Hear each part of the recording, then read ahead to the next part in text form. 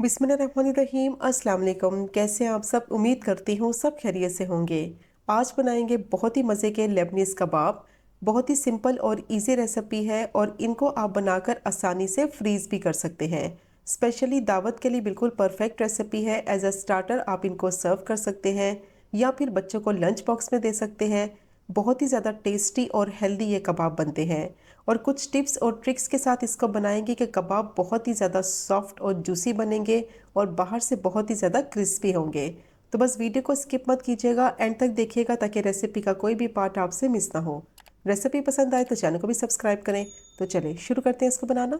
आधा किलो मैंने boneless chicken ली है। चिकन को अच्छी तरह से धो लिया था। धोने के बाद इसको मैंने छलनी में रखा था आधे घंटे के लिए, ताकि चिकन का पानी जितना भी है वो निकल जाए, चिकन अच्छी तरह से खुश्क हो जाए।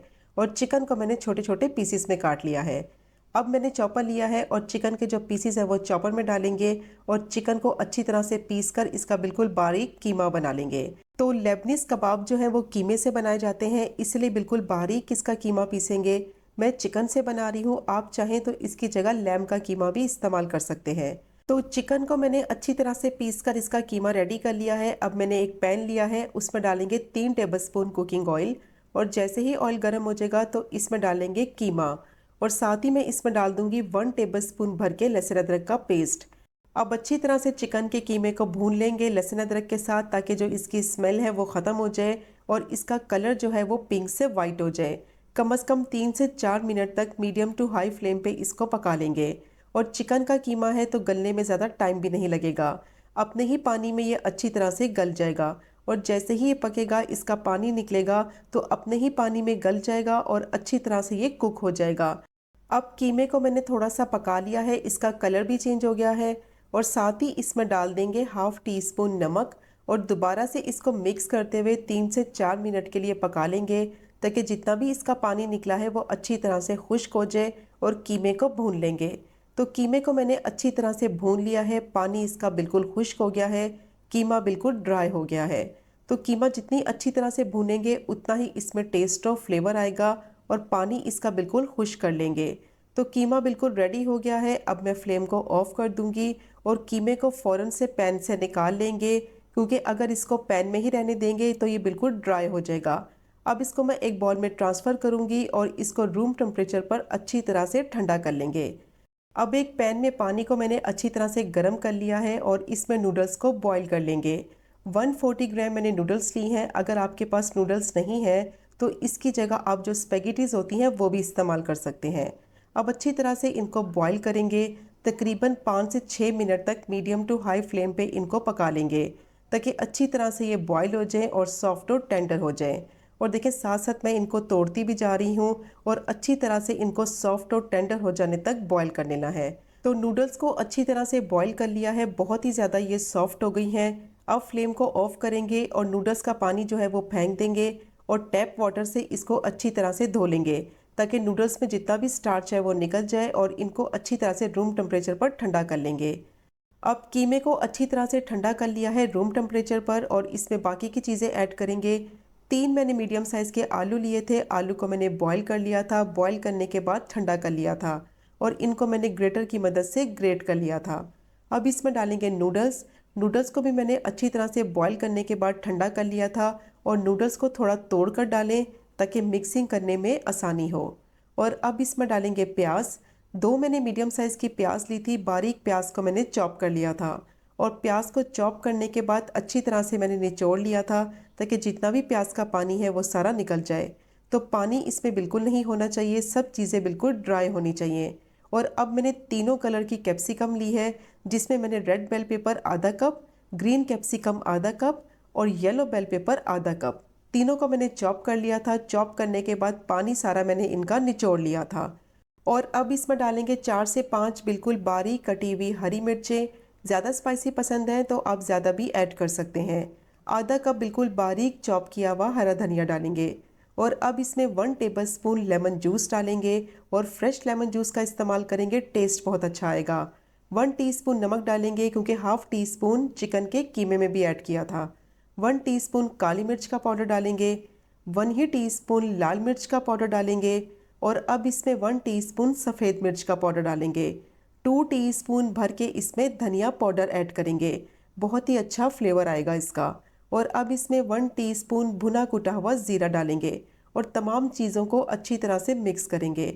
तो सारी चीज़ों को अच्छी तरह से रूम टेम्परेचर पर ठंडा करके फिर मिक्स करना है, क्योंकि अगर आपने गर्म चीज़ों को मिक्स कर दिया तो इनमें नमी आ जाएगी और कबाब जो है वो अच्छे नहीं बनेंगे, टूटने लगेंगे। आलू को, नूडल्स को और चिकन के कीमे को अच्छी तरह से ठंडा करना है, फिर मिक्स करना है ताकि इनमें नमी ना आए और अच्छी तरह से इनकी बाइंडिंग हो सके। अब तमाम चीज़ों को मैंने अच्छी तरह से मिक्स कर लिया है और कबाब का मिक्सचर देखें कितना ज़बरदस्त रेडी हो गया है। इनमें मैंने कोई भी चीज़ ऐड नहीं की बाइंडिंग के लिए। आलू इसमें डाले हैं, नूडल्स इसमें डाली हैं, तो उन्हीं की वजह से इनकी बहुत ही ज़बरदस्त बाइंडिंग हो जाएगी। अब मिक्सचर बिल्कुल रेडी हो गया है और इसके कबाब बनाएंगे। हाथों को मैंने ऑयल से थोड़ा सा ग्रीस कर लिया है ताकि मिक्सचर जो है वो हाथों पे चिपके नहीं। और अब थोड़ा सा मिक्सचर लेंगे और इसको कबाब की शेप देते हुए कबाब बना लेंगे। तो मैं इनको सीख कबाब की शेप देते हुए कबाब रेडी कर रही हूँ। आपकी मर्ज़ी है, जो शेप आपको पसंद है उस शेप के आप कबाब बना लें। तो देखें कितने परफेक्ट ये कबाब बने हैं, कितनी परफेक्ट इनकी बाइंडिंग हुई है। तो जो टिप्स मैंने आपके साथ शेयर की हैं उनको आपने ज़रूर फॉलो करना है। पानी सब चीज़ों का निचोड़ कर फिर ऐड करना है और सब चीज़ों को अच्छी तरह से ठंडा करके फिर मिक्स करना है। और इसमें मसालों की क्वांटिटी आप अपने हिसाब से कम या ज़्यादा कर सकते हैं। लेबनीज़ कबाब ज़्यादा स्पाइसी नहीं होते। तो सारे कबाब मैंने रेडी कर लिए हैं और सिर्फ आधा किलो चिकन में 20 से 22 कबाब इजीली बन जाते हैं। और इस स्टेज पे आप इनको आसानी से 1 महीने तक फ्रीज़ कर सकते हैं। बहुत ही टेस्टी और हेल्दी कबाब होते हैं और स्पेशली बच्चों के लंच बॉक्स के लिए बहुत ही परफेक्ट रेसिपी है। अब मैंने 2 अंडे लिए हैं, उनमें 1/4 टीस्पून नमक डालेंगे, हाफ टी स्पून काली मिर्च का पाउडर डालेंगे और अच्छी तरह से इनको मिक्स करेंगे ताकि नमक और काली मिर्च अंडों में अच्छी तरह से मिक्स हो जाए। तो कोटिंग के लिए अंडों का मिक्सचर बिल्कुल रेडी हो गया है और अब कबाब को फ्राई करेंगे। तो उसके लिए मैंने आधा कप ऑयल गरम कर लिया है। सिंपल क्या करेंगे, कबाब को अंडे के मिक्सचर में डिप करेंगे अच्छी तरह से और इनको फ्राई करेंगे। अच्छी तरह से अंडे के मिक्सचर से कोट करते जाएंगे कबाब को और फ्राई करते जाएंगे और मीडियम टू लो फ्लेम पे इनको फ्राई करेंगे ताकि ऊपर से अच्छा सा इन पे कलर आ जाए। अंदर से सारी चीज़ें पकी हुई हैं, बस ऊपर से अच्छा सा कलर आ जाने तक इनको फ्राई करना है। 3 से 4 मिनट इनका कुकिंग टाइम है फ्राई करने का। बहुत ही मज़ेदार ये फ्राई हो जाएंगे एक साइड से और जैसे ही एक साइड पे अच्छा सा कलर आ जाएगा तो अब इनकी साइड को चेंज करेंगे और दूसरी साइड से भी अच्छा सा कलर आ जाने तक फ्राई करेंगे। बहुत ही ज़्यादा टेस्टी ये कबाब बनते हैं, ऊपर से बहुत ही ज़्यादा क्रिस्पी होंगे और अंदर से बहुत ही ज़्यादा सॉफ्ट और जूसी बनेंगे। बहुत ही मज़े के बनते हैं, बिल्कुल डिफरेंट फ्लेवर आपको मिलेगा। ज़रूर ट्राई कीजिएगा इस मज़ेदार से लेबनीज़ कबाब की रेसिपी को।